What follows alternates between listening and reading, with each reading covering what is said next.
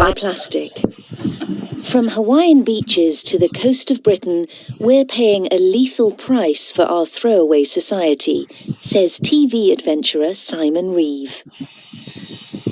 Hawaii is generally considered to be the one place in the world where you should be able to guarantee finding paradise. The beautiful tropical islands have been used as the setting for countless TV series and films, ranging from Lost to Jurassic Park. Isolated in the middle of the vast Pacific Ocean, distance alone should protect Hawaii's spectacular landscapes and turquoise sea from the environmental problems facing the rest of the planet. So, when I arrived in Hawaii, I was staggered to discover beaches covered in plastic rubbish washed up from around the world.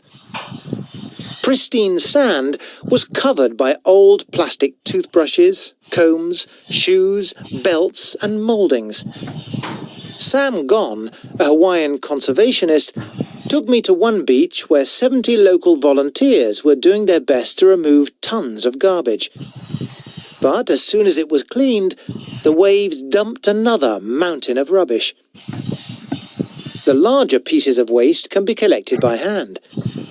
But when Sam and I dropped to our knees, I could see the surface of the beach was covered with millions of small plastic pellets, known as nurdles. These are the raw material that factories use to form the infinite number of plastic products that fill our lives. These are dumped out of factories into our seas in their trillions. Yet the big shock came when Sam told me to dig into the sand. Plastic doesn't biodegrade.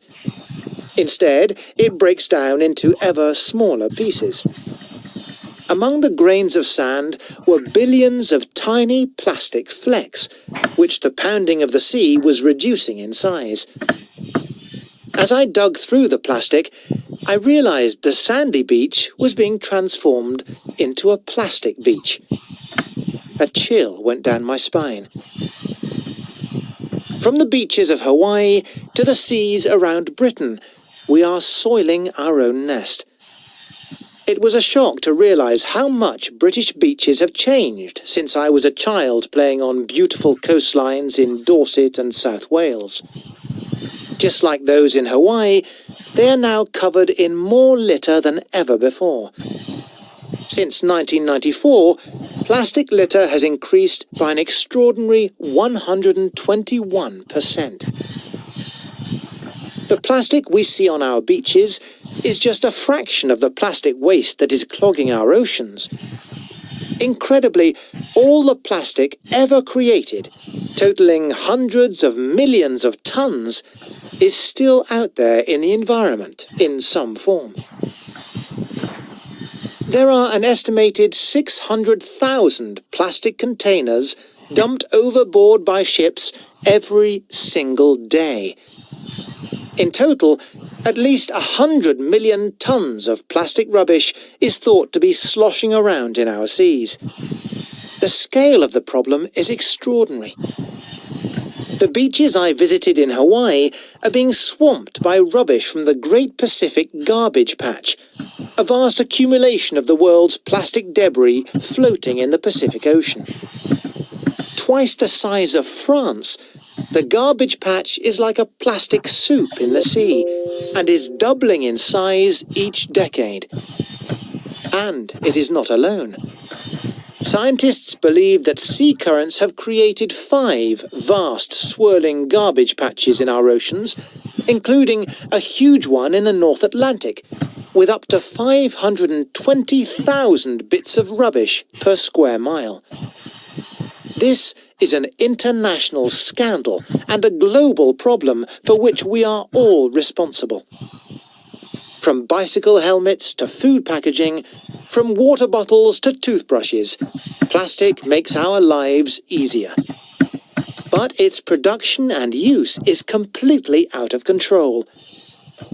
Factories produced more plastic in the first decade of this 21st century than in the entire 20th century. Because tiny fragments are so small and look like food, they are being gobbled up by small fish, which in turn are eaten by larger fish, which in turn are eaten by us.